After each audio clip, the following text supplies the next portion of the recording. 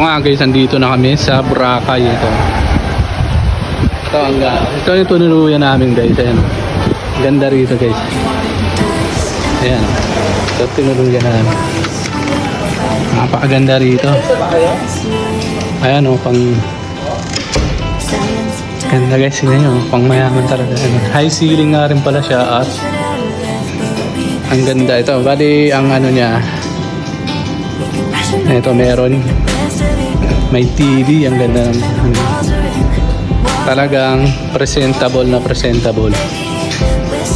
At ito kompleto, meron din fire extinguisher. Tapos pwede kayo magluto dito, meron ditong double burner na lutuan. At mga gamit din meron dito. Ito ay oven.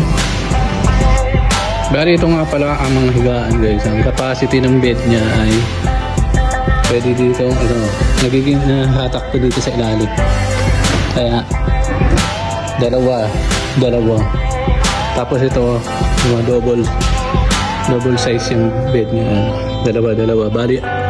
Bali 8 ang capacity niya na tao guys. Kaya meron na siyang kompleto, may kumot at merong mga towel. May rep, kompleto na mga gamit. At ang ganda ng mga ilaw niya. Talaga, parang hotel na talaga na 5-star hotel. Ang ganda niya. Ang ganda pa ng mga design. At ito nga guys, ang kanyang CR, comfort room. Ganda guys, kompleto, meron lang dilim.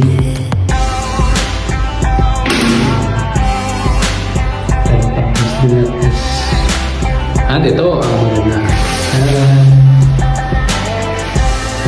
Meron siyang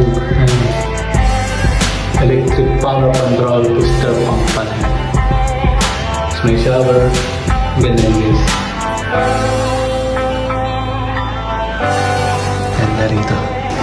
At ito nga guys, dito na naman kami. Meron pa yung isang unit dito na nirentahan, kasama ng mga nirentahan nanuhan namin, pinag-stayan namin. Ito ang ganda. Ang ganda dito ang lugar.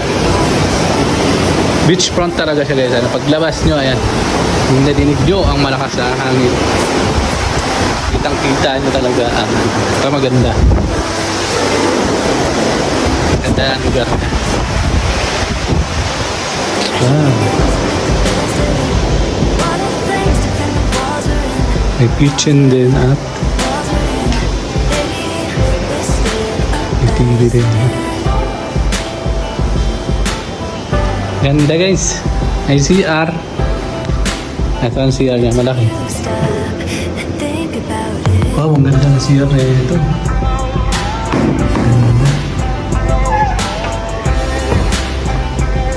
Tapos may kwarto.